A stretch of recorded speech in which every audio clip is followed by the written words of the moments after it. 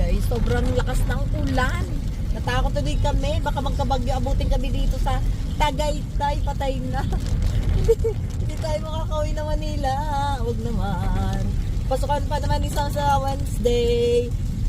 Opening na ng klase niya sa Wednesday. O malamig eh. Nice, ano ba? Yung light niya. Oo, wala. Ang hirap mag-drive ng ganito. Ingat ka. Dandaan lang. Pati yung likod, hindi na natin makita. Dito ako naman. Grabe yung foggy niya pa naman. Foggy siya. At the same time, malakas ang ulan. Oo, huwag ka na lumayo. Ano na eh. May bibili lang.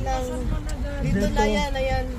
Dito Kaso tayo. pupunta tayo Pag doon, baka lumayo pa mamaya. tayo, ang hirap magbalikas nga. Oo, madilim na eh. Madilim. Dito, pwede tayong kumain, no?